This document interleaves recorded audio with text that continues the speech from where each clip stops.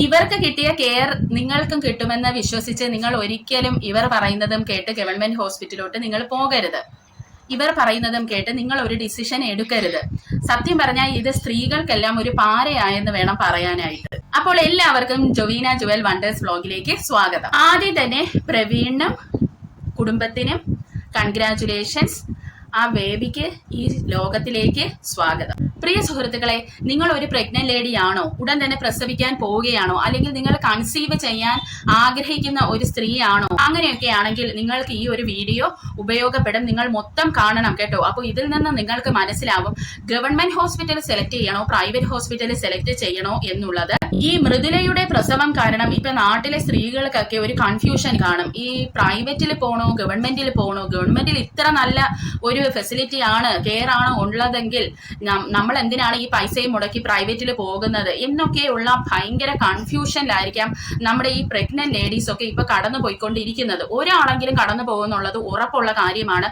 പലരും ഒരു പക്ഷേ ഈ പ്രൈവറ്റ് ഹോസ്പിറ്റലിൽ പൈസ കൊടുക്കണമല്ലോ, അതുകൊണ്ട് തന്നെ ഈ പാതി വഴിക്ക് ട്രീറ്റ്മെന്റ് നിർത്തി ഗവൺമെന്റിലോട്ട് ഓടുന്നവരെയും നമുക്ക് വേണമെങ്കിൽ നമ്മുടെ സമൂഹത്തിൽ ഇനി കാണാൻ കഴിയും. പ്രവീണിനും മൃദുലയ്ക്കും എന്ന് പറയുന്നത് അവര് അറിയപ്പെടുന്ന ആൾക്കാരായതുകൊണ്ട് തന്നെയാണ് അവർക്കൊരു സ്പെഷ്യൽ ട്രീറ്റ്മെന്റ് നമ്മുടെ SUTയിൽ കിട്ടിയതെന്നുള്ളത് ഉറപ്പുള്ള കാര്യമാണ്. കുറച്ച് അതിനെ സാധൂകരിക്കുന്ന കാര്യങ്ങൾ ഞാൻ പറയാം. അതായത് ഇപ്പോൾ ഇവർക്ക് പേ വാർഡ് കിട്ടി. ഈ പേ വാർഡ് എന്ന് പറയുന്നത് മാസങ്ങൾക്ക് മുമ്പ് നമ്മൾ ബുക്ക് ചെയ്യണമെന്നാണ് ഞാൻ അന്വേഷിച്ചപ്പോൾ എനിക്ക് മനസ്സിലായ ഒരു കാര്യമെന്ന് പറയുന്നത്. അത് അവർക്ക് എമർജൻസി ആയിട്ട് ചെന്നപ്പോൾ തന്നെ ഇവർക്ക് പേ വാർഡ് അവിടെ കിട്ടുകയാണ് ചെയ്തത്. അത് എന്തുകൊണ്ടാണെന്ന് എനിക്കറിയില്ല. ഇനി അന്നേരം ഒഴിവായത് കൊണ്ട് പെട്ടെന്ന് കിട്ടിയതാണോ എന്നും അറിയില്ല. എന്തായിരുന്നാലും ഇതിന്റെ റിവ്യൂ ചെയ്ത ആൾക്കാരുടെയൊക്കെ കമന്റ് ബോക്സിന്റെ അടിയിൽ ആളുകൾ വന്ന് പറയുന്നത് വെച്ച് നോക്കുമ്പോൾ നമുക്കത് മനസ്സിലാക്കാവുന്നേ ഉള്ളൂ. ഈ മൃദുലയോട് വന്ന് പ്രവീൺ ചോദിക്കുന്നുണ്ട്, നിന്നെ മാത്രമാണോ നന്നായിട്ട് അവർ ടേക്ക് കെയർ ചെയ്തത്, അതേ കൂടെയുള്ളവരെയും ടേക്ക് കെയർ ചെയ്തു? അപ്പൊ മൃദുല പറയുന്ന എല്ലാവരോടും ഒരുപോലെയാണ് ഇടപഴകിയതെന്ന്. അത് മാത്രമല്ല മൃദുല പറയുന്നുണ്ട് ഡോക്ടേഴ്സും സ്റ്റുഡൻസും നഴ്സുമാരും എല്ലാം വളരെയധികം ഓരോ പ്രാവശ്യവും മൃദുലടുത്ത് വരുന്നുണ്ട്, ടേക്ക് കെയർ ചെയ്യുന്നുണ്ടെന്നൊക്കെ പറയുന്നുണ്ട്. ഒന്നെന്ന് പറയുന്നത് മൃദുല സെപ്പറേറ്റ് ഒരു റൂമിലല്ല കിടന്നത്, എല്ലാ പ്രഗ്നന്റ് ലേഡീസിന്റെയും കൂട്ടത്തിലാണ് കിടന്നത്. അതൊരു കാര്യം. അപ്പോൾ മൃദുലയുടെ അടുത്ത് നന്നായിട്ട് പെരുമാറിയിട്ട് ബാക്കിയുള്ളവരുടെ അടുത്ത് ഇവർക്ക് തെറി പറയാനായിട്ട് പറ്റത്തില്ല എന്നുള്ളത് ഒരു കാര്യം. അത് മാത്രമല്ല ഇപ്പൊ സ്റ്റുഡൻസ് വരുന്നുണ്ട്, ഡോക്ടേഴ്സ് വരുന്നുണ്ട്, എല്ലാവരും ടേക്ക് കെയർ ചെയ്യുന്നുണ്ടെന്ന് പറയുന്നു. അവിടെ ഈ MBBS സ്റ്റുഡൻസും അല്ലെങ്കിൽ നഴ്സിംഗ് സ്റ്റുഡൻസും എന്തിനാണ് വരുന്നതെന്ന് വെച്ചാൽ അവരെ പഠിക്കാൻ വേണ്ടിയാണ് വരുന്നത്. അതായത് പ്രഗ്നന്റ് ലേഡീസിനെ അവർ പൾസ് നോക്കിയും അവരുടെ ആ ബേബിയുടെ പ്രസന്റേഷൻ നോക്കാനും ആ ബേബി ഏത് പൊസിഷനിലാണ് കിടക്കുന്നത്, തിരിഞ്ഞു വന്നോ എന്നൊക്കെ അറിയാനും കാര്യങ്ങൾക്കും ഒക്കെ എപ്പോഴും വന്ന് അവർ നമ്മളെ അസസ് ചെയ്തുകൊണ്ടേയിരിക്കും. അപ്പോൾ അതിനാണ് അവർ പഠിക്കാനാണ് വന്നിരിക്കുന്നത്. അതായത് അല്ലാതെ നമ്മളെ ടേക്ക് കെയർ ചെയ്യുക എന്നുള്ളത് അവരുടെ മെയിൻ ഒരു അജണ്ടയല്ല. പിന്നെ ഒരു കാര്യമെന്ന് പറയുന്നത് ഈ പ്രസവിക്കാൻ ചെന്ന് കിടക്കുന്ന സ്ത്രീകൾക്ക് അറിയാവുന്ന ഒരു കാര്യമാണ്. ഇപ്പോൾ നമ്മളുടെ പ്രസവം ആയോ എന്ന് നമ്മൾ അറിയുന്നത് എങ്ങനെയാണ്? നമ്മളുടെ സെർവിക്സ് ഡൈലേറ്റ് ആയോ എന്നുള്ളത് അറിയുന്നത് വഴിയാണ്. ഈ സെർവിക്സ് ഡൈലേറ്റ് ആയോ എന്ന് അറിയാൻ വേണ്ടി നമ്മൾ എന്താണ് ചെയ്യുന്നത്? വജൈന വഴി നമ്മൾ ഫിംഗർ ഇൻസേർട്ട് ചെയ്ത് നോക്കും. അപ്പൊ ആദ്യം 1, 2 അങ്ങനെ ഫിംഗർ മൊത്തത്തിൽ നമ്മുടെ ഒരു കൈ കയറുന്ന ഇതാവുമ്പോഴാണ് അതായത് സെർവിക്സ് മൊത്തം ഡൈലേറ്റ് ആയി കുട്ടി വരാറായെന്ന് മനസ്സിലാവുന്നത്. അപ്പോൾ ഈ സ്റ്റുഡൻസും MBBS സ്റ്റുഡൻസും നഴ്സിംഗ് സ്റ്റുഡൻസും ഒക്കെ അവിടെ ഉണ്ടെങ്കിൽ ഇവരെ എല്ലാവരും തന്നെ ചെന്ന് ഈ ഒരു പരിപാടി അവിടെ കാണിക്കുക എന്ന് വെച്ചാൽ അവർക്ക് പഠിക്കണം, അതിനുവേണ്ടിയാണ് അവർ ചെയ്യുന്നത്.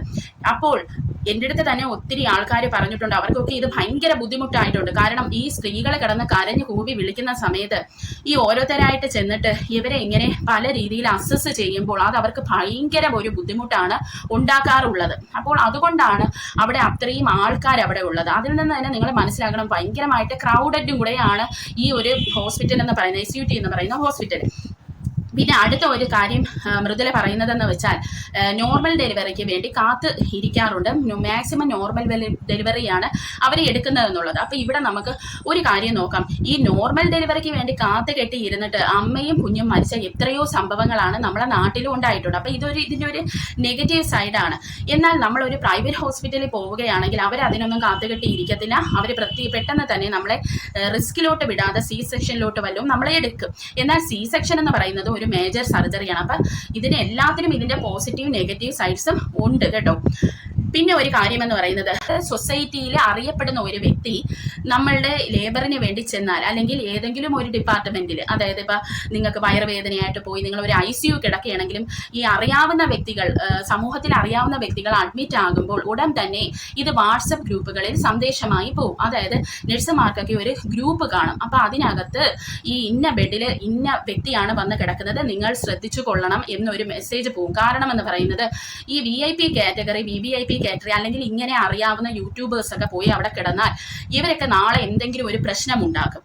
അല്ലെങ്കിൽ ഈ സ്റ്റാഫുകളിൽ തന്നെ ചില ഷോർട്ട് ടെമ്പർ ഉള്ള സ്റ്റാഫുകളുണ്ട്. അവർ ചെന്ന് ആവശ്യമില്ലാതെ തട്ടിക്കയറുകയൊക്കെ ചെയ്താൽ അതൊക്കെ വലിയ പ്രോബ്ലത്തിലോട്ട് മാറും.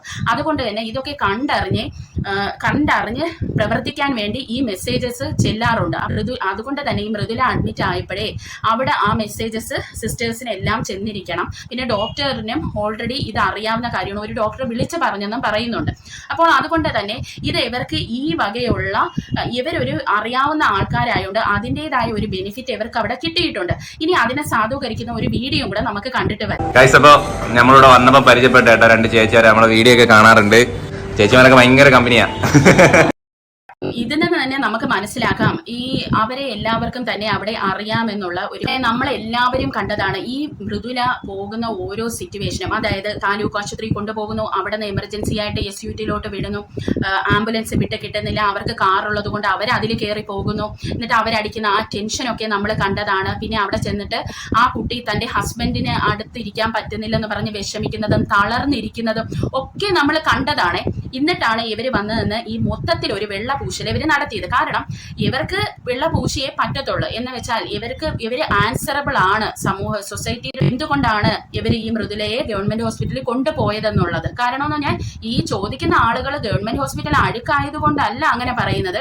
കാരണം പ്രൈവറ്റിൽ പോകുമ്പോൾ കുറച്ചുകൂടെ നല്ല ഒരു എൻവയോൺമെന്റ് കിട്ടുകയും നല്ല രീതിയിൽ നമുക്കൊരു സ്വസ്ഥമായിട്ട് പ്രസവിച്ച് വരാം എന്നുള്ള ഒരു ഇതിലാണ്. അപ്പൊ ഇവർക്ക് പണമുണ്ട്, ഇവർക്ക് ഇത്ര മില്യൺ സബ്സ്ക്രൈബേഴ്സ് ഇല്ലേ, പിന്നെ എന്തിനാണ് എന്നുള്ള ഒരു ക്വസ്റ്റ്യൻ ആണ് പ്രേക്ഷകരിൽ നിന്ന് വന്നത്. അതിനാണ് അവർ വന്നതെന്ന് അവർ പറഞ്ഞത്. ഗവൺമെന്റ് ഹോസ്പിറ്റലിനെ പറ്റി കേൾക്കുന്നതൊക്കെ തെറ്റാണ്, എനിക്ക് വളരെ നല്ല അനുഭവമാണെന്ന്. ഇതും കേട്ടുകൊണ്ട് നമ്മളെ നാട്ടിലെ പ്രസവിക്കാനിരിക്കുന്ന പെണ്ണുങ്ങൾക്കെല്ലാം ഇവരൊരു പാരയായി മാറിയെന്നാണ് എനിക്ക് പേഴ്സണലി പറയാനുള്ളത്. അതിനുള്ള കാര്യമെന്ന് പറയുന്നത്, പ്രിയ സുഹൃത്തുക്കളെ, പല സ്ത്രീകളും ഉണ്ടല്ലോ ഈ അമ്മായിയമ്മേര് അല്ലെങ്കിൽ ഭർത്താവിന്റെ വീട്ടിൽ നിന്ന് പ്രസവത്തിന് പോകുന്ന സ്ത്രീകളുണ്ട്. അവർക്കെല്ലാം ഇതൊരു പാരയാണ്. കാരണം ഈ ഒരു വീഡിയോ കണ്ടിരിക്കുന്നത് എത്രയോ ലക്ഷം ആൾക്കാരാണ് ഇവരുടെ ഈ പ്രസവ വീഡിയോകളെല്ലാം കണ്ടിരിക്കുന്നത്. അപ്പോൾ ഇതിൽ 1-2 പേരെങ്കിലും മാറി ചിന്തി. പ്രസവിക്കാനിരിക്കുന്ന സ്ത്രീകളൊക്കെ അവരെങ്ങനെയെങ്കിലും അവരെ അമ്മായിയമ്മേനെയും ഹസ്ബൻഡിനെയും ഒക്കെ കൺവിൻസ് ചെയ്ത് ഒരു നല്ല പ്രൈവറ്റ് ഹോസ്പിറ്റലിൽ പോയി മനസമാധാനമായിട്ട് പ്രസവിക്കാമെന്ന് വിചാരിക്കുമ്പോഴാണ് ഈ മൃദുല പോയി SUT പ്രസവം നടത്തുകയും അവിടെ വെള്ളപൂശി കാണിക്കുകയും ചെയ്യുമ്പോൾ ഈ മൃദുല പോയി അവിടെ ചെയ്തു. പിന്നെ നിന്റെ ഭാര്യയ്ക്ക് എന്താടാ ഇത്ര വലിയ കൊമ്പ്, അല്ലെങ്കിൽ നിന്റെ ഭാര്യയ്ക്ക് എന്താടാ ഇത്ര വലിയ അഹങ്കാരം, അവൾക്ക് പോയി ഈ മൃദുല കണ്ടില്ലേ, ആ കൊച്ചു പോയി നോർമൽ ഗവൺമെന്റ് ഹോസ്പിറ്റലിൽ പ്രസവം നടത്തി, സംഭവം നിന്റെ ഭാര്യ ഇത്ര വലിയ സംഭവമാണോ എന്നൊക്കെ പറഞ്ഞുള്ള കാര്യങ്ങളും, അത് മാത്രമല്ല എങ്ങനെയെങ്കിലും സമ്മതിപ്പിച്ച് വെച്ചിരുന്ന പ്രൈവറ്റ് ഹോസ്പിറ്റലിൽ കാണിക്കാൻ സമ്മതിച്ച് വെച്ചിരുന്ന പല ഭർത്താക്കന്മാരും ഒക്കെ കാല് വാരാനുള്ള സാധ്യത ഇവിടെ കൂടുതലാണ്. ഇത് കണ്ടിട്ട് പിന്നെ കുറെ പേര് ചിന്തിക്കും, നല്ല കെയറല്ലേ, എന്തിനാ നമ്മൾ പോകുന്നതെന്ന് വെച്ചിട്ട് കുറെ പേര് പ്രൈവറ്റിൽ പോകാനിരുന്നവരും കൂടെ ഗവൺമെന്റിലോട്ട് പോകുന്ന ഒരു അവസ്ഥയാണ്. അപ്പോൾ ഇതൊക്കെയാണ് ഇവരൊരു പാരയായി, അതായത് ഇവരുടെ ഈ വീഡിയോ പാരയായി തീർന്ന ഒത്തിരി ആൾക്കാരുണ്ട്. ഒന്നീ ഇവർ പറയണം, ഞങ്ങൾക്ക് ഇങ്ങനത്തെ അനുഭവമാണ് ഉണ്ടായത്, നിങ്ങൾക്ക് എങ്ങനെയാണെന്ന് ഞങ്ങൾക്ക് പറയാനായിട്ട് പറ്റില്ല, അതുകൊണ്ട് നിങ്ങളാണ് ഡിസിഷൻ എടുക്കേണ്ടത് എന്ന് പറയാനുള്ളിടത്ത് നമുക്ക് നല്ല അനുഭവമാണ്, അതായത് മറ്റുള്ളവർ പറയുന്നതൊക്കെ തെറ്റാണ്, അതൊക്കെ എന്നൊക്കെയാണ് ഇവർ ഈ പറയുന്നത്. എനിക്കിവിടെ പറയാനുള്ളതെന്ന് പറയും, ഒരു സ്ത്രീ പ്രസവ സമയം മുതൽ, അതായത് അവൾ കൺസീവ് ആവുന്ന സമയം മുതൽ പിന്നെ ആ കുട്ടി ഡിപെൻഡന്റ് ആവുന്നവരെയും ഈ ഒരു സ്ത്രീയുടെ കാര്യം കട്ടപ്പുകയാണ്. അപ്പോൾ അവരുടെ പ്രസവം ഒരു പേടി സ്വപ്നമാക്കി മാറ്റാതിരിക്കുക എന്നുള്ളത് ഈ ഹസ്ബൻഡിനെയും ഹസ്ബൻഡിന്റെ വീട്ടുകാരെയും ഈ പെണ്ണിന്റെ വീട്ടുകാരുടെയും ഒരു കടമയാണ്. അതിന് നമുക്ക് ആ സമയത്ത് എത്ര പൈസ ഇല്ലെങ്കിലും ആ സ്ത്രീയെ കംഫർട്ടബിൾ ആയിട്ടുള്ള ഒരു സ്ഥലത്ത് പ്രസവിപ്പിക്കുക എന്നുള്ളത് ആണ് ഒരു നല്ല ഒരു ഹസ്ബൻഡ് എന്നുള്ള രീതിയിൽ ഈ മനുഷ്യൻ ചെയ്യേണ്ടതായിരുന്നത്.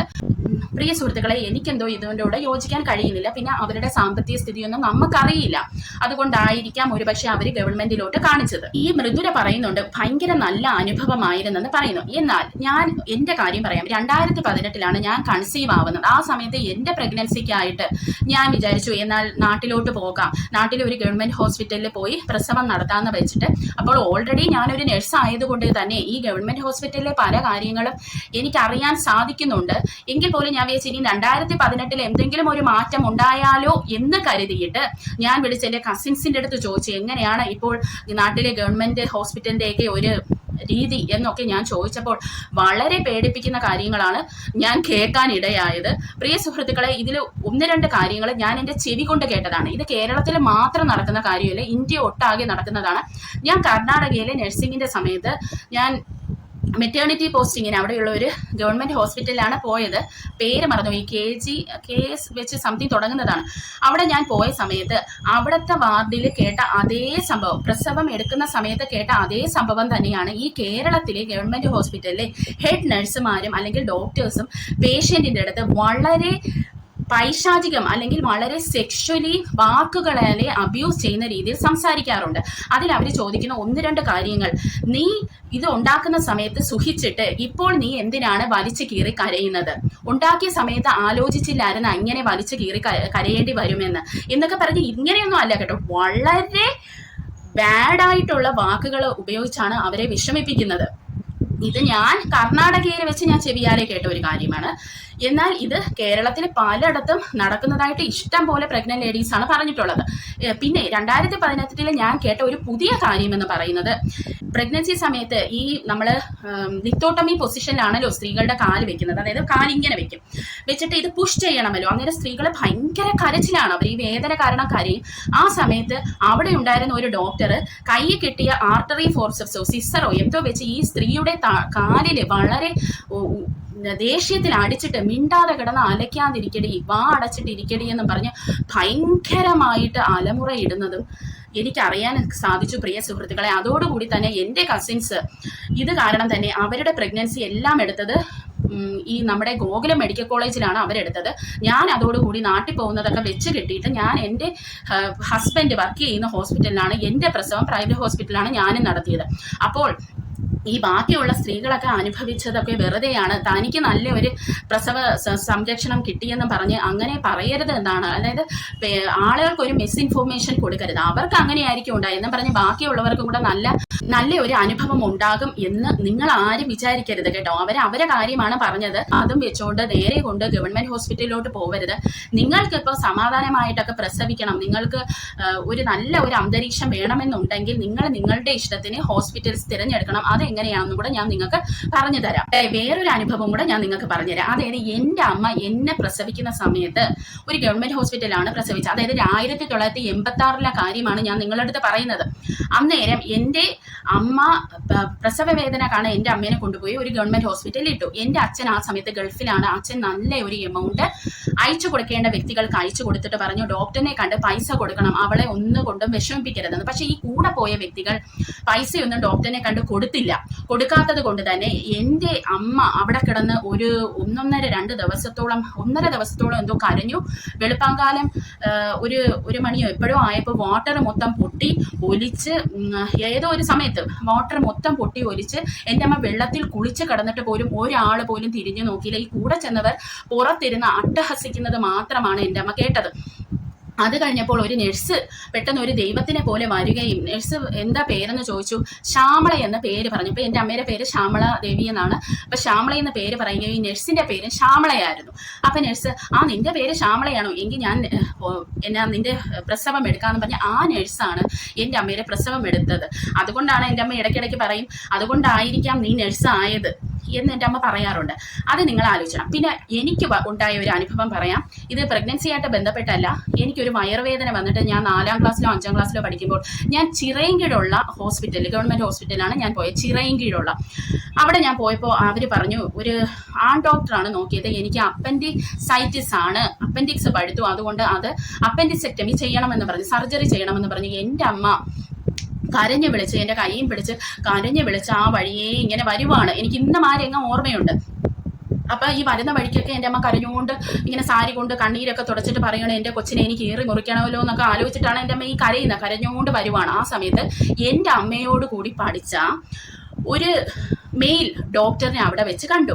അപ്പോൾ ഈ അമ്മ കരയുന്ന കണ്ടിട്ടാണ് ഈ ഡോക്ടർ ശ്രദ്ധിക്കുന്നത് കേട്ടോ. അങ്ങനെ ഈ ഡോക്ടർ ചോദിച്ചു, ശ്യാമളെ നീ എന്താ ഇവിടെ, നീ എന്നാ കരയുന്നതെന്ന് ചോദിച്ചപ്പോഴാണ് അമ്മ പറഞ്ഞത് ഇങ്ങനെ കാര്യം പറഞ്ഞു, എൻ്റെ കൊച്ചിന് അപ്പൻഡിസൈറ്റിസ് എന്നാണ് പറയുന്നത്, ഡോക്ടറെ സർജറി ചെയ്യണമെന്ന് പറയുന്നുണ്ടെന്ന്. അന്നേരം ഈ ഡോക്ടർ പറഞ്ഞു നീ വിഷമിക്കാതെ നീ വരാൻ പറഞ്ഞു. അങ്ങനെ ഡോക്ടർ വന്നിട്ട് ഈ ഡോക്ടറിന്റെ ഒ.പി കയറി സംസാരിക്കുകയും അത് കഴിഞ്ഞപ്പോൾ അപ്പൻഡിക്സും ഇല്ല, എനിക്കൊരു കോപ്പും ഇല്ലായിരുന്നു പ്രിയ സുഹൃത്തുക്കളെ, എന്നെ വീട്ടിലോട്ട് പറഞ്ഞു വിട്ടു, ഏതോ 2 ടാബ്ലറ്റും തന്ന്. പിന്നെ എനിക്ക് അപ്പൻഡിക്സിന്റെ സർജറി ചെയ്ത് എന്താണെന്ന് വെച്ചാൽ ഇത് ഞാൻ 4 പഠിക്കുമ്പോൾ നടന്ന ഒരു സംഭവമാണെങ്കിൽ പിന്നെ എൻ്റെ അപ്പൻഡിസെക്ടമി എനിക്ക് ചെയ്തതെന്ന് പറയുന്നത് 2010, അതായത് ഞാൻ നഴ്സിംഗ് പഠിച്ചു കഴിഞ്ഞ് ഞാൻ ജോലിക്ക് നിൽക്കുമ്പോഴാണ് എൻ്റെ അപ്പൻഡിസെക്ടമി ചെയ്തത്. അപ്പം നിങ്ങൾ ആലോചിക്കണം, ഈ ഡോക്ടർ എൻ്റെ അമ്മയുടെ അടുത്ത് ഒരു 2000 രൂപയും കൂടെ ചോദിച്ചിരുന്നു. അപ്പോൾ പ്രിയ സുഹൃത്തുക്കളെ, നിങ്ങളാരും ഇവരാരും പറയുന്ന കാര്യങ്ങൾ കേട്ടിട്ട് ഓടി അവരുടെ അവർക്ക് അങ്ങനെ പറ്റിയെന്ന് പറഞ്ഞ് നിങ്ങൾ അങ്ങനെ ഒരു ഡിസിഷൻ എടുക്കരുത്. കാരണം ഇവരൊക്കെ എന്ന് പറയുന്നത് ഒരു യൂട്യൂബ് ചാനൽ നടത്തുന്നതാണ്. ഇവർക്കൊക്കെ ഇവരുടെ ഭാഗങ്ങളെ ന്യായീകരിച്ച് അല്ലെങ്കിൽ വെള്ള പൂശുക എന്നുള്ളത് ഇവരുടെ ഒരു ആവശ്യമാണ് കേട്ടോ. അതുകൊണ്ട് എനിക്ക് ഈ പ്രഗ്നന്റ് ലേഡീസിൻ്റെ അടുത്തൊക്കെ പറയാനുള്ളത്, ഏറ്റവും സന്തോഷവും സമാധാനവുമായിട്ട് പ്രസവം എവിടെ നടത്താൻ പറ്റുമോ അവിടെ നിങ്ങൾ നടത്തണമെന്നാണ് എൻ്റെ ഒരു ഒപ്പീനിയൻ എന്ന് പറയുന്നത്. എന്തുകൊണ്ടാണ് ഗവൺമെന്റ് ഹോസ്പിറ്റൽ നഴ്സുമാരും ഡോക്ടേഴ്സും ഒക്കെ ഇത്രയ്ക്ക് ദേഷ്യപ്പെടുന്നത്? ഇനി അതാണ് നമ്മൾ നോക്കാൻ പോകുന്നത്. അപ്പോൾ എന്നോട് തന്നെ കുറെ എൻ്റെ കൂടെ പണ്ട് പഠിച്ച, അതായത് നഴ്സിംഗ് പഠിച്ചതല്ല അല്ലാതെ സ്കൂളിംഗ് ഒക്കെ ചെയ്ത ചില സ്ത്രീ ഫ്രണ്ട്സ് എന്നെ വിളിച്ചിട്ട് എന്നെ പുച്ഛമായി എൻ്റെ അടുത്ത് സംസാരിച്ചിട്ടുണ്ട്. എന്തുകൊണ്ടെന്ന് വെച്ചാൽ ഗവൺമെന്റ് ഹോസ്പിറ്റലിലെ നഴ്സുമാര് ഇങ്ങനെയൊക്കെ സംസാരിക്കുന്നതുകൊണ്ട് തന്നെ എന്നെയും ആ കണ്ണിലാണ് കാണുന്നത്. എന്നിട്ട് ഒരു വില കുറച്ചുള്ള സംസാരമാണ്. അപ്പോൾ പ്രിയ സുഹൃത്തുക്കളെ, എന്തുകൊണ്ടാണ് അവർ അങ്ങനെ സംസാരിക്കുന്നതെന്ന് പറഞ്ഞു തരാം. ഒരു ഒറ്റ മുറി, ആ മുറിയിൽ മൊത്തം കുറെ പെണ്ണുങ്ങൾ വന്ന് കിടന്ന്, പ്രഗ്നന്റ് ലേഡീസ് വന്ന് കിടന്ന് അലപുറയിട്ട് കരയുകയാണ്. നിങ്ങൾ ആലോചിക്കുക, നമ്മുടെ ഈ ഇന്ത്യയിൽ നഴ്സുമാരും ഡോക്ടേഴ്സും കുറവാണ്. നഴ്സുമാരെന്നും കുറവാണ് ഡോക്ടേഴ്സ് എന്ന് പറയുന്നത്. അതുകൊണ്ട് തന്നെ ഈ ഇഷ്ടം പോലെ പേഷ്യൻസ് ആണ് ചെല്ലുന്നത് അല്ലേ. അതിൻ്റെ ഇടയിൽ ഈ കുറുപിടി, ചില പേഷ്യൻസ് ആണെങ്കിലുണ്ടല്ലോ നമ്മളെ തന്തയ്ക്കും തള്ളയ്ക്കും എല്ലാം വിളിക്കും. അതായത് നമ്മൾ എന്തോ പറഞ്ഞിട്ടാണ് ഇവർ കൊച്ചിനെ ഉണ്ടാക്കി എന്നുള്ള രീതിയിലാണ് ചില പേഷ്യൻസിന്റെ പെരുമാറ്റം എന്ന് പറയുന്നത്. അപ്പോൾ ഗവൺമെന്റിലാവുമ്പോൾ ഈ പേഷ്യൻസ്, ഈ നഴ്സുമാർക്കോ ഡോക്ടേഴ്സിനോ ഇത് കേട്ട് നിൽക്കേണ്ട ആവശ്യമില്ല. അവർ നല്ലത് തിരിച്ചങ്ങോട്ട് പറയും. അത് മാത്രമല്ല, സ്റ്റാഫ് ഷോർട്ടേജ് കാരണം പണി കൂടുതലായിരിക്കും. അതുകൊണ്ട് തന്നെ നഴ്സുമാരും ഡോക്ടേഴ്സും ഭയങ്കര സ്ട്രെസ്ഡ് ആയിരിക്കും. ആ സ്ട്രെസ്സും കൂടെയാണ് നിങ്ങളെ മണ്ടയ്ക്ക് തീർക്കുന്നത്. അത് മാത്രമല്ല, ഭയങ്കരമായ സൗണ്ട്, ഈ കിടന്ന് വിളിക്കുന്നത് അവരെ ഭയങ്കരമായി പ്രശ്നത്തിലുണ്ടാക്കും. കാരണം ഒരു പേഷ്യന്റ് വിളിക്കാതിരിക്കുമ്പോൾ മറ്റേ പേഷ്യന്റ് കിടന്ന് വിളിക്കുമ്പോൾ ഈ പേഷ്യന്റിനെയും കൂടെ അത് വിളിപ്പിക്കാനായിട്ട് ഉള്ള ഒരു കാരണം ഉണ്ടാക്കിയാണ് അവർ ചെയ്യുന്നത്. അല്ലെങ്കിൽ മറ്റേ പേഷ്യന്റിനെയും കൂടെ ഇവര് മാനസികമായി, അതായത് ടെൻഷൻ ഇല്ലാതെ കിടക്കുന്ന പേഷ്യന്റിനെയും കൂടെ ടെൻസ്ഡ് ആക്കും ഈ വിളിക്കുന്ന പേഷ്യൻസ്. മനസ്സിലായോ? അതൊക്കെ കൊണ്ടാണ് ഇവർ അങ്ങ് അറ്റം എക്സ്ട്രീം ലെവലിൽ ഇവർ ഭയങ്കര ദേഷ്യത്തിൽ സംസാരിക്കുന്നത്. അത് മാത്രമല്ല, ഇവർക്ക് ദേഷ്യപ്പെടാം, പക്ഷേ ഈ സെക്ഷലി അബ്യൂസ് ചെയ്യുന്ന വേർഡ്സുകളൊന്നും ഉപയോഗിക്കുന്നതിനോട് എനിക്ക് താല്പര്യമില്ല. എന്നാൽ നിങ്ങളൊരു പ്രൈവറ്റ് ഹോസ്പിറ്റലിലാണ് ഈ പോകുന്നത്, നിങ്ങൾ അവരെ തന്തയ്ക്കും തള്ളയ്ക്കും ഒക്കെ വിളിച്ചാലും ആ നഴ്സുമാരിൽ നിന്ന് അത് കേൾക്കുകയും നിങ്ങളെ സമാധാനപ്പെടുത്താനാണ് അവിടെ നോക്കുന്നത്. മനസ്സിലായോ? കാരണം പ്രൈവറ്റ് ഹോസ്പിറ്റലിൽ ഇത് ക്വസ്റ്റ്യൻ വരും, അതായത് കംപ്ലൈന്റ് ചെയ്താൽ പണി തെറിക്കും. അതുകൊണ്ടാണ്. അപ്പോൾ ഇത് മാനേജ്മെന്റിന്റെ ഒരു പ്രശ്നമാണ്. അതായത് ഗവൺമെന്റിൽ ആരും ചോദിക്കാനും പറയാനും ഇല്ലാത്തത് കൊണ്ടാണ് ഇവർ എന്തും പേഷ്യൻസിനെ പറയുന്നത്. പ്രൈവറ്റിലാകുമ്പോൾ അങ്ങനെ ഒരു പ്രശ്നം വരുന്നില്ല. അതാണ് അതിന്റെ ഒരു ഡിഫറൻസ്. ഇനി നമുക്ക് ഗവൺമെന്റും പ്രൈവറ്റും തമ്മിൽ എവിടെയാണ് നല്ലതെന്ന് ഒന്ന് നോക്കിയാലോ. അതായത് പ്രൈവറ്റ് ഹോസ്പിറ്റലിൽ തിരഞ്ഞെടുക്കുമ്പോൾ നിങ്ങൾ വളരെയധികം സൂക്ഷിക്കണം. കാരണം വെൽ എക്സ്പീരിയൻസ്ഡ് ഡോക്ടേഴ്സ് ആകെ കുറച്ചേ അവിടെ കാണത്തുള്ളൂ. പിന്നെ എല്ലാം എക്സ്പീരിയൻസ് കുറഞ്ഞ ഡോക്ടേഴ്സ് ആയിരിക്കും ഉള്ളത്. അപ്പോൾ ഈ വെൽ എക്സ്പീരിയൻസ്ഡ് ഡോക്ടേഴ്സ് ഉണ്ടോ ഇല്ലയോ എന്ന് നിങ്ങൾ എങ്ങനെ അറിയാം? അത് ഏത് ഡോക്ടറാണെന്ന് നിങ്ങൾക്ക് അറിയണ്ടേ? അതായത് ഇപ്പൊ ഗൈനക്കോളജി വിഭാഗത്തിൽ നമ്മൾ നോക്കുമ്പോൾ ഒരു 2 3 ഒക്കെ ഡോക്ടേഴ്സ് കാണും. അപ്പോൾ ഇതിൽ ഏതാണ് നല്ലതെന്ന് നമ്മൾ എങ്ങനെ അറിയും? അറിയണമെങ്കിൽ നിങ്ങളുടെ വീട്ടിനടുത്തുള്ള ഒരു നഴ്സിന്റെ അടുത്ത് തന്നെ ഇത് ചോദിക്കണം. കാരണം ഒരു ഹോസ്പിറ്റലിലെ ഒരു ഡോക്ടർ നല്ലതാണോ അഴുക്കാണോ എന്ന് അറിയാൻ പറ്റുന്നത് ഒരു നഴ്സിന് മാത്രമാണ്. കാരണം ഒരു ഹോസ്പിറ്റലിൽ ഒരു നഴ്സ് ഒരു പേഷ്യന്റിനെ കൊണ്ട് അഡ്മിറ്റ് ചെയ്താൽ ആ പേഷ്യന്റിനെ ആ ഡോക്ടർ എന്തുമാത്രം കെയർ ചെയ്യുന്നുണ്ട്, ആ പേഷ്യന്റിന്റെ കാര്യത്തിൽ ഒരു ഡോക്ടർ എന്തുമാത്രം വ്യാകുലത പ്രകടിപ്പിക്കുന്നുണ്ടെന്ന് മനസ്സിലാക്കാൻ ഒരു നഴ്സിന് മാത്രമേ സാധിക്കത്തുള്ളൂ. അത് മാത്രമല്ല, ഒരു ഹോസ്പിറ്റലിൽ കറക്റ്റഡ് ആയിട്ടുള്ള കാര്യങ്ങളൊക്കെ അറിയാൻ പറ്റുന്നതും ഒരു നഴ്സിനാണ് കേട്ടോ. ഡോക്ടേഴ്സ് ആകുമ്പോൾ അവർക്ക് ഈഗോ ഉണ്ട്, അവർ സത്യം പറയണമെന്നില്ല. അതുകൊണ്ടാണ് ഞാനത് പറഞ്ഞത്. നിങ്ങൾ അങ്ങനെ കേരളത്തിലെ മിക്ക എല്ലാ വീടുകളിലും തന്നെ നഴ്സുണ്ട്. അതുകൊണ്ട് തന്നെ നിങ്ങൾ ഏതെങ്കിലും ഒരു നഴ്സിൻ്റെ അടുത്ത് ചോദിക്കണം, ഇന്ന ഹോസ്പിറ്റലിൽ ഏതാണ് നല്ല ഗൈനക്കോളജിസ്റ്റ് അവിടെ. പിന്നെ അത് മാത്രമല്ല, ഇപ്പോൾ 2-3 ഗൈനക്കോളജിസ്റ്റ്, ഒരു ഗൈനക്കോളജിസ്റ്റ് ആയിരിക്കും അതിൽ ബെറ്റർ. കാരണം ചില ഗൈനക്കോളജിസ്റ്റുമാർക്ക് ഡെത്ത് റേറ്റ് കൂടുതലായിരിക്കും, അവർ ചെയ്ത കേസസിലും കുറച്ച് കൂടുതലായിട്ട് ഡെത്ത് സംഭവിക്കും. എന്നാൽ ചില ഡോക്ടേഴ്സിന് നല്ല വലിയൊരു വിഭാഗം രക്ഷപ്പെടുന്ന പേഷ്യൻസും ആയിരിക്കും. അപ്പോൾ അതൊക്കെ വെച്ചാണ് നമ്മൾ നോക്കേണ്ടത്. ഒന്ന് എക്സ്പീരിയൻസ്, അറ്റ്ലീസ്റ്റ് നിങ്ങൾ ഗൂഗിളിലെങ്കിലും സെർച്ച് ചെയ്ത് നോക്കണം, നല്ല ഡോക്ടർ ഏതാണ്, ആ ഡോക്ടറിന് എത്ര വർഷത്തെ എക്സ്പീരിയൻസ് ഉണ്ട്. ഇത് അറിഞ്ഞിട്ട് വേണം നിങ്ങൾ ഒരു പ്രൈവറ്റ് ഹോസ്പിറ്റൽ തിരഞ്ഞെടുക്കാൻ എൻ്റെ പ്രിയ സുഹൃത്തുക്കളെ, അല്ലെങ്കിൽ നിങ്ങൾക്ക് പണി കിട്ടും. ഇനി നമുക്ക് അപ്പോൾ അങ്ങനെ നിങ്ങൾ തിരഞ്ഞെടുക്കുന്ന പ്രൈവറ്റ് ഹോസ്പിറ്റലും ഗവൺമെന്റ് ഹോസ്പിറ്റലും തമ്മിലാണ് നമ്മൾ ഈ താരതമ്യം ചെയ്യുന്നത്. ഗവൺമെന്റ് ഹോസ്പിറ്റലിനെ വെച്ച് നോക്കുമ്പോൾ നിങ്ങൾക്കൊന്നും നോക്കണ്ട, നല്ല ധൈര്യമായി പോയി അവിടെ അഡ്മിറ്റ് ആവാം. കാരണം എത്ര കോംപ്ലിക്കേറ്റഡ് സർജറി ആണെങ്കിലും, അതായത് ഞാൻ ഡെലിവറിയുടെ കാര്യമാണ് പറയുന്നത്, വേറെ ഒന്നുമല്ല, എത്ര കോംപ്ലിക്കേറ്റഡ് ആയിട്ടുള്ള കാര്യമാണെങ്കിൽ SUT എന്ന് പറയുന്ന ഒരു ഹോസ്പിറ്റലിൽ നിങ്ങൾ ചെന്നെത്തിയോ നിങ്ങൾ രക്ഷപ്പെടും. അവരെ മാക്സിമം അവർ നോക്കും. അത്ര എക്സ്പീരിയൻസ്ഡ് ഡോക്ടേഴ്സും നഴ്സസുമാണ് ഉള്ളത്. അതുകൊണ്ട് തന്നെ ഡെത്ത് റേറ്റ് കുറവാണ്. എന്നാൽ നമ്മളൊരു പ്രൈവറ്റ് ഹോസ്പിറ്റലിൽ നോക്കി പോയാൽ ഡെത്ത് റേറ്റ് കുറച്ച് കൂടുതലായിട്ടാണ് നമുക്ക് കാണാൻ കഴിയുന്നത്. അപ്പോൾ എന്നാൽ നല്ല ഡോക്ടേഴ്സിനെ അന്വേഷിച്ച് നിങ്ങൾ ചെല്ലുകയാണെങ്കിൽ നിങ്ങൾക്ക് നല്ല ഒരു റിസൾട്ടാണ് അവിടെ നിന്ന് കിട്ടുന്നത്. പിന്നെ ചാൻസസ് ഓഫ് C-സെക്ഷൻ കുറവാണ്, അതായത് സിസേറിയൻ സെക്ഷൻ. അതായത് മാക്സിമം ഗവൺമെന്റ് ഹോസ്പിറ്റൽ അവർ നോർമൽ ഡെലിവറിക്ക് വേണ്ടിയാണ് ശ്രമിക്കുന്നത്. ഇവിടെ മൃദുലയും അങ്ങനെ പറയുന്നുണ്ട്, നോർമൽ ഡെലിവറിക്ക് മാക്സിമം അവർ ശ്രമിക്കാറുണ്ട്. എന്നാൽ ഇവിടെ വേറൊരു കാര്യമുണ്ട്, അതായത് നോർമൽ ഡെലിവറിക്ക് ശ്രമിച്ച് മരിച്ചു പോകുന്ന അമ്മയും കുഞ്ഞും കൂടുതലാണ്. ഇപ്പോൾ കേരളത്തിൽ നമ്മൾ ഇടയ്ക്കിടയ്ക്ക് അത് കേൾക്കുന്നതാണ്, സിസേറിയൻ എടുക്കാതെ ഇങ്ങനെ വെച്ചുകൊണ്ടേയിരിക്കും. അപ്പോൾ അതിനും ഒരു നെഗറ്റീവ് സൈഡ് ഉണ്ട്. എന്നാലും മാക്സിമം ഗവൺമെന്റ് ഹോസ്പിറ്റലിൽ നോർമൽ ഡെലിവറിക്ക് ശ്രമിക്കും. പ്രൈവറ്റിലാണെങ്കിൽ അവർ അങ്ങനെ ഒരു റിസ്ക് എടുക്കത്തില്ല, അവർക്ക് ഇത് പോകത്തില്ല, അല്ലെങ്കിൽ ഇനി റിസ്ക് എടുക്കേണ്ട ആവശ്യം എന്തിനാണ് എന്ന് വെച്ചിട്ട് ഇവർ നേരെ C-സെക്ഷനിലോട്ട് പോകും. എന്നാൽ C-സെക്ഷൻ ഒരു മേജർ സർജറിയാണ്, അതും നമുക്ക് റിസ്കിയാണ് C-സെക്ഷൻ എന്ന് പറയുമ്പോൾ. എന്നാലും അമ്മയുടെയും കുഞ്ഞിൻ്റെയും ഈ മാക്സിമം നോർമലിന് അവർ നോക്കിയിട്ട് പറ്റിയില്ല എന്നുണ്ടെങ്കിൽ ഉടൻ തന്നെ അവർ സിസേറിയൻ എടുക്കും. ഈ ഗവൺമെന്റിന് പോലെ വെച്ച് താമസിപ്പിക്കൂല. അപ്പോൾ ഇതിന് രണ്ടിനുടെയും പോസിറ്റീവ് നെഗറ്റീവ് ഞാൻ പറയുന്നുണ്ട്, നിങ്ങൾ ശ്രദ്ധിച്ച് കേട്ടോണം. നിങ്ങളൊരു കാശ് പിടുങ്ങുന്ന പ്രൈവറ്റ് ഹോസ്പിറ്റലാണ് പോകുന്നതെങ്കിൽ C-സെക്ഷൻ എന്ന് പറയുമ്പോൾ കുറച്ചുകൂടെ പൈസ കിട്ടും. ഈ പ്രൈവറ്റ് ഹോസ്പിറ്റൽ എന്ന് പറയുന്നത് ബിസിനസ്സാണ് പ്രിയ സുഹൃത്തുക്കളെ. അപ്പോൾ C-സെക്ഷൻ ചെയ്യുമ്പോൾ അവർക്ക് കുറച്ചുകൂടെ പൈസ കിട്ടുന്നുണ്ട്. ചിലപ്പോൾ നോർമലിന് ഇരിക്കുന്നവരെയും കൂടെ പിടിച്ച് C-സെക്ഷൻ ചെയ്യാനുള്ള സാധ്യതയുണ്ട്. അപ്പോൾ അതൊക്കെ ചില അപൂർവ ഹോസ്പിറ്റൽസിലാണ് അങ്ങനെ നടക്കുന്നത്. എന്നാലും നിങ്ങൾക്ക് അറിയാലോ, നിങ്ങളുടെ ഫ്രണ്ട്സോ ആരെങ്കിലും ഒക്കെ അങ്ങനെ പ്രൈവറ്റ് ഹോസ്പിറ്റലിൽ പോയിട്ടുണ്ട്, നല്ല ഡോക്ടേഴ്സിന്റെ അണ്ടറിൽ വർക്ക് ചെയ്തിട്ടുണ്ടെങ്കിൽ അവരുടെ അടുത്ത് ചോദിച്ചിട്ട് പോകും. അപ്പോൾ അങ്ങനെയാണെങ്കിൽ അവിടെയും നിങ്ങൾ പ്രൈവറ്റ് ഹോസ്പിറ്റലിൽ സേഫ് ആണ് കേട്ടോ. ഇനി അടുത്തത് കോംപ്ലിക്കേറ്റഡ് കേസ് എന്തുകൾ തന്നെ SUT കൊണ്ട് ചെന്നാലും അല്ലെങ്കിൽ ഗവൺമെന്റ് ഹോസ്പിറ്റൽ ചെന്നാലും അത് SUT-ലോട്ടാണ് മിക്കപ്പോഴും ട്രാൻസ്ഫർ ചെയ്യുന്നത്. അത് നമ്മൾ രക്ഷപ്പെട്ട് വരാനുള്ള ചാൻസ് കൂടുതൽ. പ്രൈവറ്റ് ഹോസ്പിറ്റലിൽ കോംപ്ലിക്കേറ്റഡ് ആയിട്ടുള്ള കേസുകൾ അവർക്ക് ഹാൻഡിൽ ചെയ്യാൻ പറ്റാത്ത അവസ്ഥ വരുമ്പോൾ അവർ നേരെ ഗവൺമെന്റിലോട്ടാണ് റെഫർ ചെയ്ത് വിടുന്നത്. ഇനി അടുത്തത് ഗവൺമെന്റ് ഹോസ്പിറ്റലിൽ ഇൻഫെക്ഷൻ റേറ്റ് കൂടുതലാണ്, പ്രൈവറ്റ് ഹോസ്പിറ്റലിൽ ഇൻഫെക്ഷൻ കുറവാണ്. നിങ്ങൾക്കറിയാമല്ലോ, ഗവൺമെന്റ് ഹോസ്പിറ്റൽ എന്ന് പറയുമ്പോൾ അതിൻ്റെതായ പരിമിതികളൊക്കെ ഉണ്ട്. അത് മാത്രമല്ല കൂടുതൽ പേഷ്യൻസ് ആണ്. അപ്പോൾ എപ്പോഴും ഈ ഓട്ടോക്ലേവ് ചെയ്ത് ഈ ഉപയോഗിക്കുന്ന ഇൻസ്ട്രുമെന്റ്സ് ഒക്കെ ഉപയോഗിക്കാൻ പറ്റുമെന്നൊന്നും നമുക്ക് പറയാൻ പറ്റില്ല. എന്നാൽ പ്രൈവറ്റ് ഹോസ്പിറ്റലിൽ അവർ അതൊക്കെ ടേക്ക് കെയർ ചെയ്യും. കാരണം അവർക്ക് ക്യാഷ് കൊടുത്തിട്ടാണ് നമ്മൾ അവിടെ നിൽക്കുന്നത്. അതുകൊണ്ട് റിസ്ക് കുറച്ച് കുറവായിരിക്കും. പിന്നെ പ്രൈവറ്റ് ഹോസ്പിറ്റൽ എന്ന് പറയുമ്പോൾ നല്ല ഒരു എൻവയോൺമെന്റ് ആണ്, നമുക്ക് ഒരു ടെൻഷനും ഇല്ല.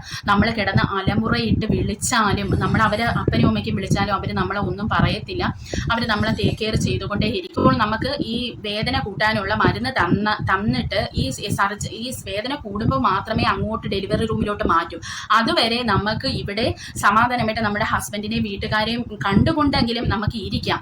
എന്നാൽ ഇവിടെ മൃദുലയ്ക്ക് പറ്റിയതെന്ന് പറഞ്ഞാൽ മൃദുലേനെ അകത്ത് കയറ്റി, ഹസ്ബൻഡിന് അങ്ങോട്ട് പോകാൻ പറ്റിയില്ല, അവിടെ കയറ്റി അഡ്മിറ്റ് ചെയ്തിട്ട് അവിടെ വെച്ച് മരുന്ന് കൊടുത്തുകൊണ്ടേ ഇരിക്കുകയായിരുന്നു. അങ്ങനെ ഒരു വ്യത്യാസമാണ് ഈ പ്രൈവറ്റും ഗവൺമെന്റും തമ്മിൽ ഉള്ളത്. പിന്നെ നമുക്ക് നല്ലൊരു അന്തരീക്ഷമാണ്. ഇത്രയ്ക്കുള്ള ഈ സെപ്പറേറ്റ് മരുന്ന് കൊടുത്ത് ഒരിടത്ത് കിട്ടിയിരിക്കുന്നതുകൊണ്ട് തന്നെ സെപ്പറേറ്റ്, ഇപ്പം നമ്മളൊരു സെപ്പറേറ്റ് ആയിട്ടുള്ള ഒരു സിംഗിൾ റൂം എടുക്കുവാണെങ്കിൽ നമുക്ക് അവിടെ തന്നെ ആരുടെയും ശല്യമില്ലാതെ ഈ മരുന്ന് കയറിക്കൊണ്ടിരിക്കും. നമ്മുടെ വേദന കൂടുമ്പോൾ മാത്രമേ ഷിഫ്റ്റ് ചെയ്യത്തുള്ളൂ. എന്നാൽ പ്രൈവറ്റ് ഗവൺമെന്റ് ഹോസ്പിറ്റലിൽ അങ്ങനെയല്ല.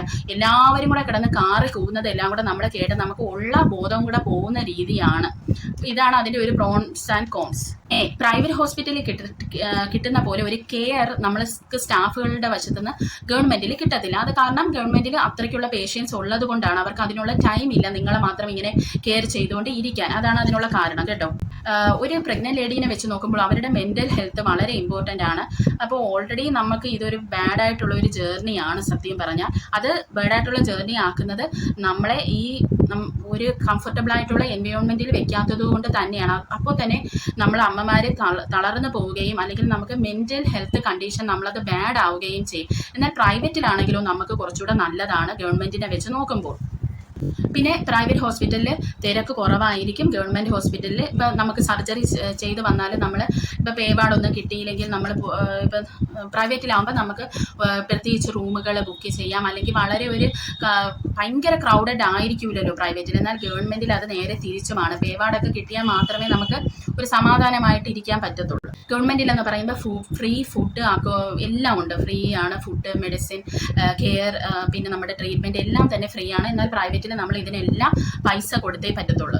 പിന്നെ ഓരോ ബ്ലഡ് ടെസ്റ്റ്, ആ ടെസ്റ്റ്, ഈ ടെസ്റ്റിനൊക്കെ ഗവൺമെൻറ്റിൽ നമ്മൾ തിരുവനന്തപുരത്താണ് ഡെലിവറി റൂമെങ്കിൽ കാസർഗോഡ് പോയി വേണം ബ്ലഡ് ടെസ്റ്റ് നടത്താനായിട്ട്. ആ ഒരു അവസ്ഥയാണ് ഗവൺമെൻറ്റിലത്. എന്നാൽ നമുക്ക് പ്രൈവറ്റിൽ വെച്ച് നോക്കുമ്പോൾ ഇതൊക്കെ സിസ്റ്റേഴ്സ് തന്നെ കാര്യങ്ങളൊക്കെ ചെയ്യുകയാണ് ചെയ്യുന്നത്. വളരെ അപൂർവമായിട്ട് ചില കാര്യങ്ങൾക്ക് വേണ്ടി മാത്രമേ നമ്മൾ പോകേണ്ടതായിട്ടുള്ളൂ. അപ്പോൾ ഈ ഒറ്റയ്ക്കൊക്കെ ഉള്ള ആളുകൾക്ക് ഏറ്റവും നല്ലത് ഈ പ്രൈവറ്റ് ഹോസ്പിറ്റൽ ആയിരിക്കും. അപ്പോൾ ഇവിടെ എനിക്ക് പറയാനുള്ളത്, നിങ്ങൾ ഈ തെറിവിളിയും കാര്യങ്ങളും ഒക്കെ കേൾക്കാൻ തയ്യാറാണ്, അല്ലെങ്കിൽ ഈ ക്രൗഡും എല്ലാം നിങ്ങൾ കേൾക്കാൻ ക്രൗഡും ഇതൊന്നും നിങ്ങൾക്കൊരു പ്രശ്നമല്ല എന്നുണ്ടെങ്കിൽ ഏറ്റവും ബെറ്റർ ഓപ്ഷൻ ഗവൺമെൻറ് ആണ്. എങ്കിൽ നിങ്ങൾക്കൊരു മനസമാധാനമായി നിങ്ങൾക്കൊരു വൃത്തിയും വിനയും ഒക്കെ ആയിട്ട് ആ എൻവയോൺമെൻ്റ് ഒക്കെ നല്ല ഇതായിട്ട് ക്രൗഡൊന്നും അധികം പാടില്ലാതെ പ്രസവിക്കണം എന്നൊക്കെ ഉണ്ടെങ്കിൽ നിങ്ങളൊരു പ്രൈവറ്റ് ഹോസ്പിറ്റലിൽ പോകുന്നതാണ് നല്ലത്. അത് തിരഞ്ഞെടുക്കുമ്പോൾ വളരെയധികം തന്നെ നിങ്ങൾ സൂക്ഷിക്കേണ്ടതായിട്ടുണ്ട്. അപ്പോൾ ഇതാണ് എനിക്ക് നിങ്ങളുടെ അടുത്ത് പറയാനുള്ളത്. പിന്നെ അത് മാത്രമല്ല പ്രിയ സുഹൃത്തുക്കളെ, എല്ലാവരും കൂടെ ഗവൺമെൻറ്റിൽ പോയാലും നമ്മളുടെ സ്റ്റാഫുകൾക്ക് ഭയങ്കരമായ പ്രഷറായിരിക്കും. അപ്പോൾ നമ്മൾ സ്പ്ലിറ്റ് ചെയ്ത് പറ്റുന്നവർ പ്രൈവറ്റിൽ പോവുക, അത് താങ്ങാൻ പറ്റുന്നവർ പ്രൈവറ്റിൽ പോവുക എന്നുള്ളതാണ് എനിക്കിവിടെ പറയാനുള്ളത്. പിന്നെ വേറൊരു മെയിൻ ഇമ്പോർട്ടൻ്റ് ആയിട്ടുള്ള കാര്യമെന്ന് പറയുന്നത്, നിങ്ങൾ ഒരിക്കലും നിങ്ങളെ കാണിച്ചു കൊണ്ട് ഇരുന്ന ഡോക്ടറിനെ വിട്ട് മാറി കാണിക്കരുത്. ഇപ്പോൾ തന്നെ നമ്മുടെ നാട്ടിൽ മെയിനായിട്ട് നടക്കുന്നതാണ്. ഇപ്പോൾ ഇത് തന്നെ നമുക്ക് നോക്കാം. താലൂക്കിൽ കാണിച്ചിട്ട് പിന്നെ നേരെ പോകുന്നത് SUTയിലാണ്. അപ്പോൾ അല്ലെങ്കിൽ പ്രൈവറ്റിൽ ആദ്യമൊക്കെ കാണിച്ചിട്ട് പിന്നെ കൊണ്ട് ഗവൺമെൻറ്റിൽ കാണിക്കുക, അല്ലെങ്കിൽ ഗവൺമെൻറ്റിൽ ആദ്യമൊക്കെ കാണിച്ചിട്ട് പിന്നെ കൊണ്ട് പ്രൈവറ്റിൽ പ്രസവം നടത്തും. ഇതൊക്കെ നിങ്ങളുടെ ജീവന് തന്നെ റിസ്ക് ആയിട്ടുള്ള ഒരു കാര്യമാണ്. കാരണം നിങ്ങൾ ആദ്യം മുതൽ നോക്കിക്കൊണ്ടിരിക്കുന്ന ഡോക്ടർ തന്നെ നിങ്ങളുടെ ഡെലിവറിയും എടുക്കുന്നതാണ് ഏറ്റവും നല്ലതെന്ന് പറയുന്നത്. അപ്പോൾ ഇതും കൂടി നിങ്ങൾ മനസ്സിൽ വെച്ചിരിക്കണം കേട്ടോ പ്രിയ സുഹൃത്തുക്കളെ. അതുകൊണ്ട് കുറേ ആളുകൾക്ക് നല്ല അനുഭവം ഉണ്ടായിട്ടുണ്ട് ഗവൺമെൻറ് ഹോസ്പിറ്റലിൽ. അതായത് അത് ആ സ്റ്റാഫിനെയും ഡോക്ടറിനെയും ഒക്കെ വെച്ചാണ്. ചില ദിവസം നല്ല മൂഡിലായിരിക്കും ഇവർ വരുന്നത്, ചില ദിവസം ബാഡ് മൂഡായിരിക്കും. അതിനനുസരിച്ച് നമ്മൾ തെറിയും ഒക്കെ കേൾക്കേണ്ടി വരും. അപ്പോൾ ഇതൊക്കെ നിങ്ങൾ മനസ്സിൽ വെച്ചിരിക്കണം. അപ്പോൾ പ്രിയ സുഹൃത്തുക്കളെ, അടുത്തൊരു വീഡിയോ ആയിട്ട് നമുക്ക് കാണാം. Till then bye.